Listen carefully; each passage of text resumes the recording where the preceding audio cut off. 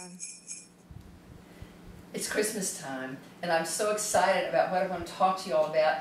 Of all the cities, of all of Israel, God chose Bethlehem for His Son, His eternal Son, to be born. So I want to tell you this morning the story of the Lamb of God.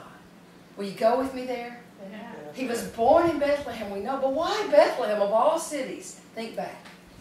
Before the creation of the world, God asked His Son to become a lamb. So God's eternal Son was the lamb before creation.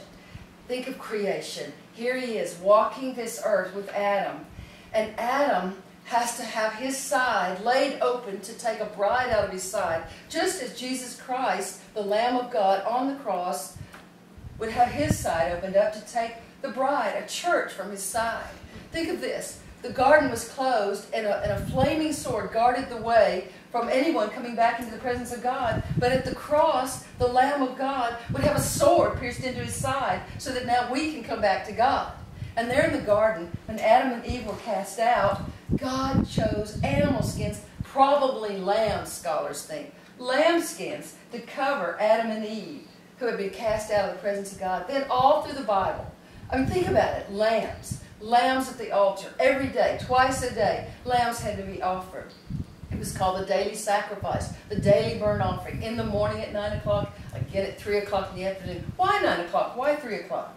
Because God's Son was going to become a lamb on the cross. Think about the Passover lamb, the lamb that was skinned, lifted up on a pole, and taken home and roasted over the fire. Why? Because Jesus Christ would become God's lamb, the Passover lamb, not a bone broken, lifted up on the cross, skinned and flayed by that flagellum, and roasted over the fire of God's wrath on the cross. I mean, He was the lamb all through the Old Testament. If you just looked at the burnt offering alone, He was the lamb cut and flayed in pieces, cast down on the altar at 9 o'clock in the morning, and then consumed in the fire of God's wrath on the altar. And that's why God says, don't ever let the fire burn out, because my Son is going to go on that altar. So you see how all through the Bible, all through even before creation, He was the Lamb of God. But why Bethlehem?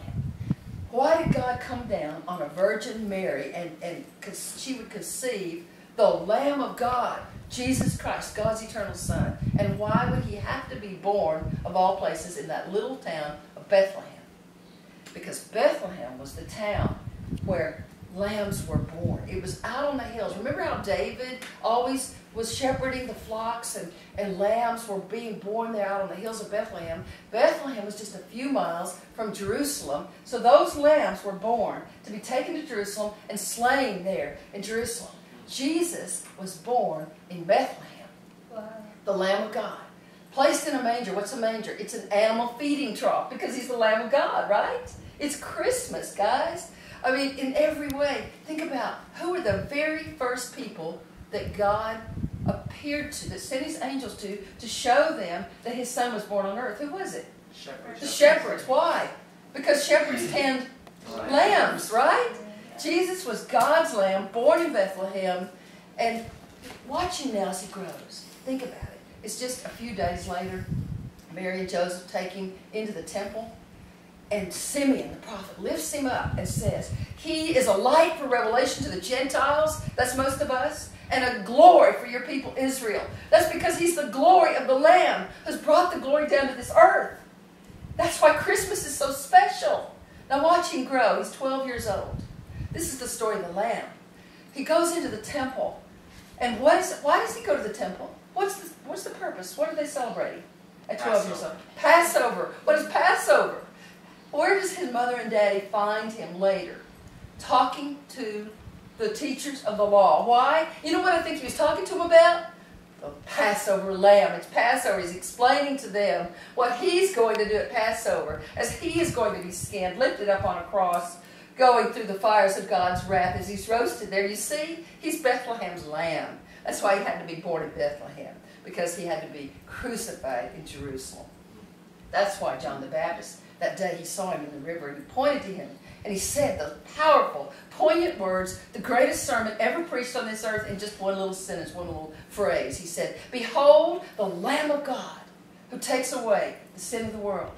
And then a few years later, there He is, lifted up, the Lamb of God, on a cross, bleeding and died, laid down on the cross at 9 o'clock in the morning, lifted up, and in that moment, the fire of God's wrath, remember he's the Passover lamb, roasted in the fire it always had to be. God said, burn it if there's any left over. Why? Because God was going to roast his Passover lamb on the cross there in Jerusalem, which is just a few miles from Bethlehem. And as he gives up his life, he releases his life into the Father's hand.